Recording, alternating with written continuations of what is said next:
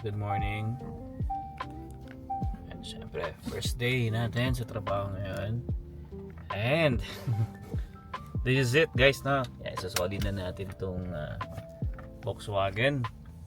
And so ano lang guys, no? Share ko lang din sa inyo talaga. Sobrang ganda na itong sasakyan na to. Sa totoo lang. Sabi nga namin ni Emma, if ever, let's say wala kami sasakyan, tapos dumating yung time na yung collaboration nga namin ng Volkswagen ng South Center, siguro pwede namin siya i-consider kasi ang ganda niya talaga, spacious, pang family, pang road trip, kahit saan kayo pumunta guys. Ang ganda, sobrang ganda ng handling, suspension, even yung mga feature niya, okay na okay siya sa akin, everything guys talaga. Tsaka yun nga, ang pinaka ano namin talaga dito guys, yung space. So bale, yeah, last day, syempre mamimiss natin tong Volkswagen na to. Kahit isang linggo lang natin siya nagamit guys, talagang hindi tayo iniwan, hindi tayo pinabayaan. Pumunta kami, marami kami pinuntahan, halos wala kami naging problema. Yeah guys, so samahan nyo kami sa video na to kasi syempre pag soli natin, kung may mga question kayo, yan guys, tanungin natin mamaya si John kung ano ba yung mga promo pa nila ngayong month or yung sa mga darating na month. And malay nyo guys, no, may consider nyo itong sasakyan na to, let us know guys. And yeah, gusto nyo, pumunta lang kayo sa Volkswagen South Center. Alright, let's go, pasok na tayo. Ayan guys, nandito na tayo sa work ni Emma and kasama ko na si Emma syempre. Hi guys! Kasi it's time na para ibalik natin itong sasakyan. Last hour na or last few minutes. So nakalipas na ang isang linggo. Bilis, ang no? bilis, parang hindi ko masyado naramdaman. Sana pala no, mas ano pa to, na-i-travel lalo para mas maganda ang ating like experience and yung feedback na Bitin, actually bitin siya.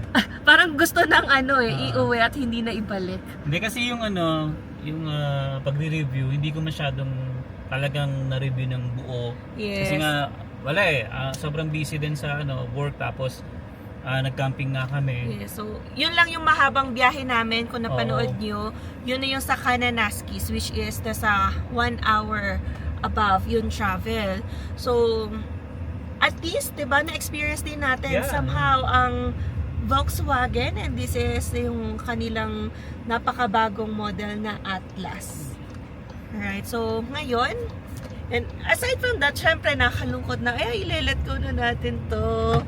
Yan babay na sa Volkswagen. Syempre pahiram lang naman to, pinatry. Pero excited kami kasi kukunin na namin ang aming Santa Fe. Yung Santa Fe ko Yan, dito kasi nga guys, syempre pahiram to. Parang araw-araw nininervyos kami. Oo, totoo lang. Na parang syempre hindi mo masabi, aksidente. Tapos hindi atin to. Oo, tapos kakabahan ka talaga. baka magka-heal. Alam mo yun, yung abutan sa amin. Kasi ayaw naman namin ng magkaroon ng problema. Although, kunwari, hindi naman natin liability na may ganong hail or accident. Pero, alam mo ba, ayoko na rin magkaroon ng ganyang mga extra isipin pa. Kaya kung may untoward event man or magka-hail man, sasakyan na lang namin para hindi na kayo makipag-deal kasi Volkswagen to, Diyos ko, nakakakaba. Tapos yun nga, sunroof pa. So ang daming nagko-comment nga na baka nga pag nag-hail, mabasag or anything, yung sa location namin, syempre sa bahay namin, wala namang kaming attached garage na pwedeng mag-cover nito. So open lang yun, and parking pad lang yung meron tayo. Ayan. So ang ganda guys, so at least namin natin ang view na ito. Liwanag, Ayan. So ang oras ngayon ay alas 6 na ng gabi. Yan ang oras na nasusundo tayo ni Alvin. Nag-message na rin ako kay John, nasabi ko nga na see you later, sabi ko. Kasi ito rin talaga yung usapan namin na gusto ko ibalik Wednesday nga. Yan. Sabi nga ni Zion don't return this. Yan. Pero syempre, kasi nagandahan din siya. Sabi niya, amazing daw, may sunroof. Tapos yung space niya kasi, di ba nga, naka-car seat pa si Zion. Pero feel ko soon, magta-transition na si Zion to booster seat. Kasi yan, ang haba na nga ng legs. Tapos tumatama na siya sa likod ng upuan ko. Yan, ganun ka close kasi, 'di ba? Very spacious itong Volkswagen Atlas compared sa aming car na ginagamit. Yeah. So may nagsasabi nga wag i-compare yung Volkswagen sa Hyundai Santa Fe. Pero syempre, ang nasasabi namin or ang nasi-share is yung experience namin. Although hindi rin talaga sila, alam mo yun, magka-level. Hindi sila magka-level. Alright. Yeah, yun nga, yun itong pag-uwi nga natin, hindi ko na nag-videoan kasi, ayan, sinilip ni Kuya Arnold, the feds, yung sasakyan. Ganda raw talaga. So, pwede naman sila yata ang next na mag-trial nito. 1 week. Ayan, tanungin natin kung may mga ganong opportunity. Kasi, malay mo, may mga kababayan tayo dito sa Calgary na gusto din i-try. Diba? Or nag-iisip bumili ng Volkswagen. Yun, ako curious sa ganitong brand. Diba? Kasi kung laging ibang brand yung nagagamit, curious ka, paano ba ang hatak ng Volkswagen? Paano ba yung like handling and everything? Karamihan kasi sa ating mga Pinoy, syempre mas kilala sa atin Toyota, Honda, yan, Hyundai, hindi pa ganun pero most of the time talaga Toyota talaga yung ng mga Pilipino. Nissan, Mazda, yes, marami mga pa, ganyan, Japanese brands. Yeah, pero yun nga, consider din namin tong ganitong klaseng brand. No? Kung sabi ko nga kung wala pa kami sasakyan, pwede namin consider to. No? Kasi maganda talaga siya, guys. Depende rin sa budget. Of course, depende sa budget. Kasi, guys, ito, top of the line. So, siguro kung i-consider yung Volkswagen, hindi ganito kamahal. Yun para sa amin, ha? Kasi, masyadong mahal para sa amin ng $72,000 as mentioned by Josh. So, may mga other trims naman sila or other models that we can explore if we really love yung Maybe Volkswagen. siguro mamaya try natin. Yan, i-ask natin Nabigyan tayo yung ng mga, like, starting cars ba? Kasi ito, yung parang top of the line na high-end na. So, ano ba yung pwedeng like maging initial car ng someone na naghahanap yan, mag-umpisa or mag-try dito sa Volkswagen. Tsaka na-mention din sa akin ni John, hindi lang Volkswagen meron sila, guys, no? Meron din sila mga pre-owned like Honda, and different brands. Yung mga nagtitrade. Yeah. Yan, tapos i-resell nila, yan, ibebenta nila. So, yan, hopefully ma-explore natin para makita nyo rin, diba, at ma-consider. So, yan guys, no? Last day, ipabalik na natin.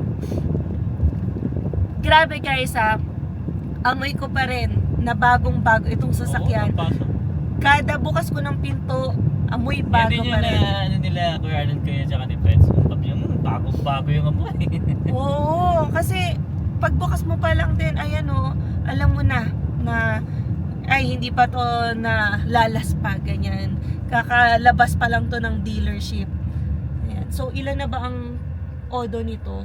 Last time kasi nasa 2,000 plus yung nung kinuha natin to. And since we traveled, hindi naman sobrang kalayuan, Hindi ko alam kung nasaan. Kasi ngayon hindi siya nag-a-appear. Hindi ko alam yung settings Yan. So anyway, ito ang huling sulyap. Yeah. Huling sulyap sa Volkswagen. Tapos ang ganda pa nito nga, may ano nga yung LED? LED. Nasa mga gilid-gilid. So, kahit anong gusto mo, merong option doon na i-scroll mo lang yung... Pinaglaruan ko nga rin or try ko kasi naka-blue yung LED niya. Tapos makikita dito. Tapos, nilipat ko to purple and then yellow. So, kung ano-ano lang din kung anong gusto nyong feels ba ng loob ng vehicle nyo, pwede nyong ma-modify inside. So, yun yung nagpapamahal din talaga sa ganitong sasakyan. And aside from that, ayan, ginamit ko yung massage function ng car na to. Yan, kasi syempre, bumiyahe tayo pa Kananaskis ay medyo mahaba na yun para sa amin. And yun, syempre, pagod-pagod tayo, maghapon tayo sa labas.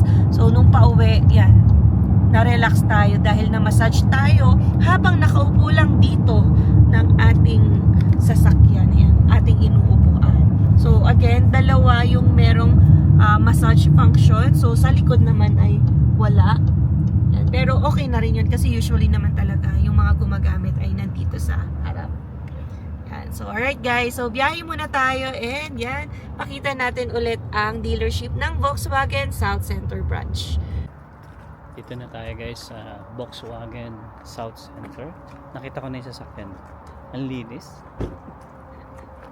Napapasilip natin mamaya sa inyo. Oo. Napawaw na agad si Alwin sa Pagpasok sobrang ko- kintab eh. Pagpasok pa lang namin dito, nakita ko na eh. Oh, ayun oh. Oh, ayan oh.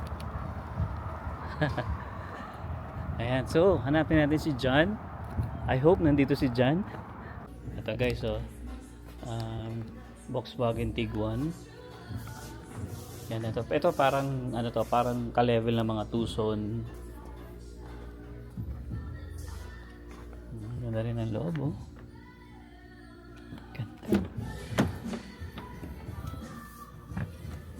Ayos din ah. Yung ano niya, info system niya parang parehas din ng ano ng ginamit natin. Tapos may second screen din dito. No? Tapos yung shifter niya bilog. Kasi dun sa ginamit natin parang up and down siya. No? Ganda.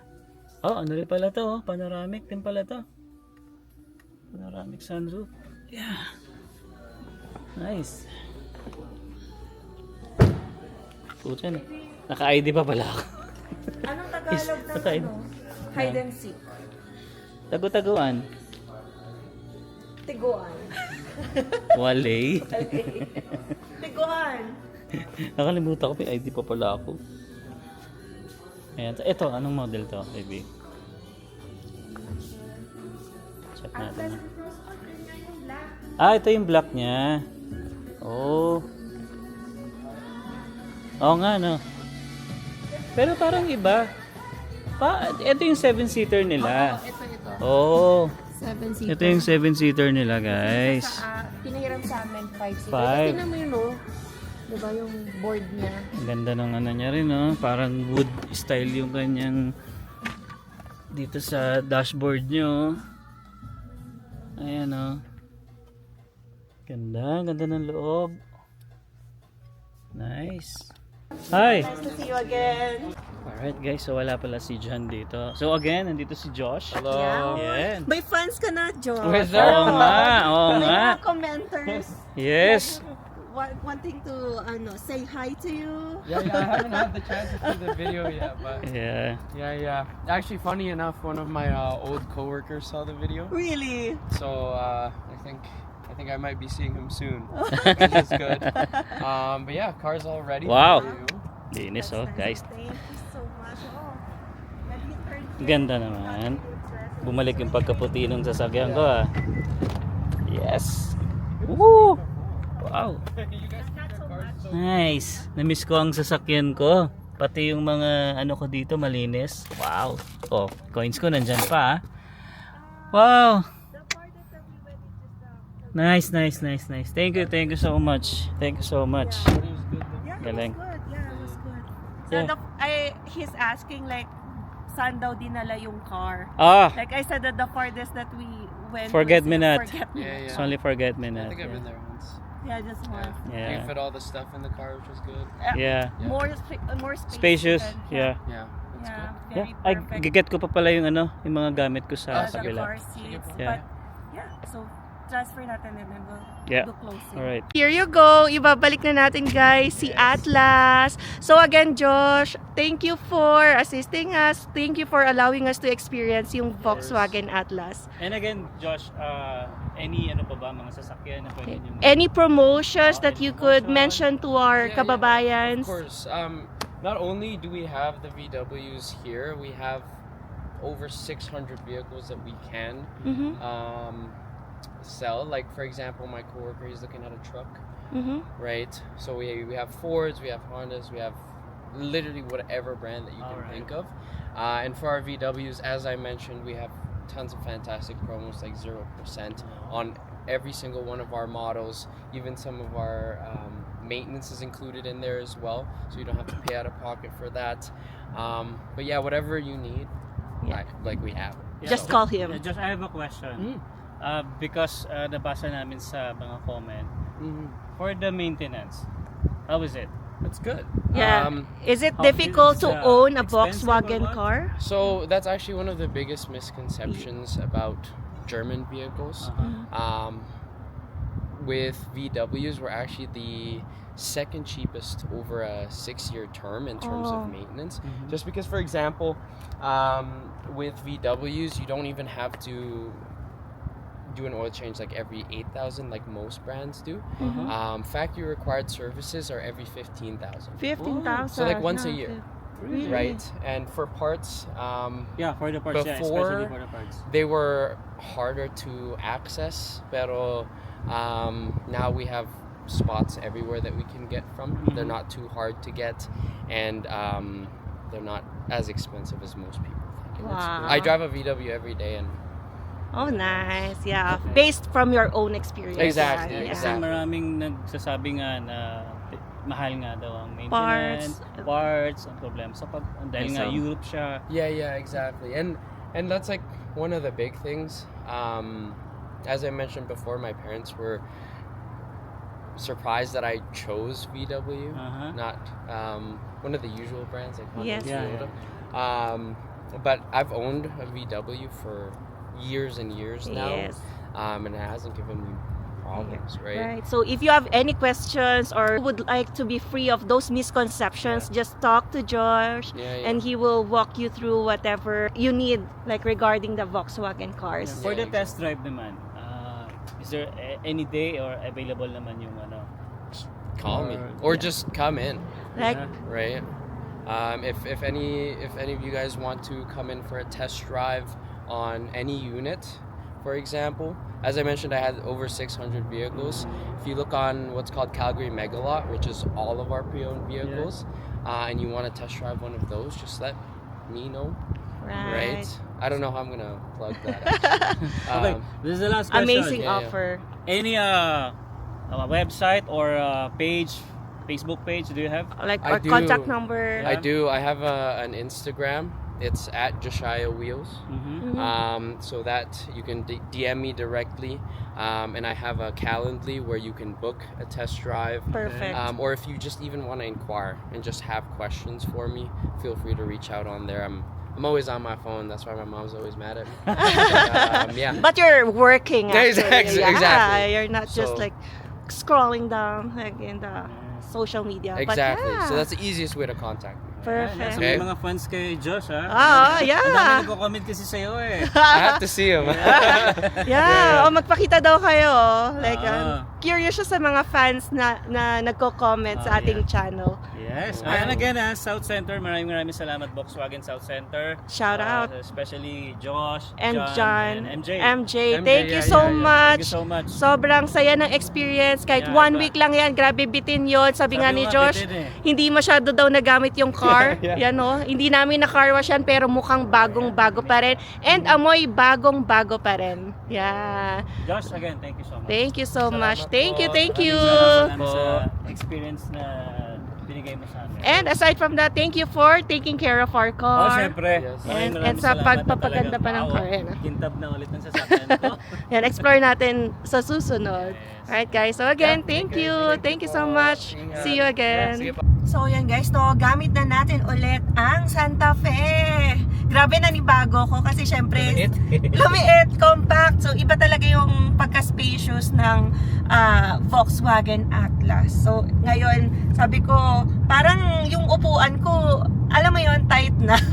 Pero syempre, ito naman ang ating talaga, car. So again, thank you sa Volkswagen sa pagpapahiram sa amin ng Atlas car for 1 week. So shout out sa South Center branch, shout out kay Josh and to John. Alright guys, so I hope nag-enjoy kayo sa experience na pinakita namin sa inyo sa paggamit ng Volkswagen Atlas. So kung meron kayong questions or gusto nyo rin mag-try, test drive nyo ba bago mag-say yes Oh, guys, dito? try Pwede. Reach out to them, call yan Volkswagen South Center. So yun lamang guys, no? We'll see you again on the next one. Peace! Peace.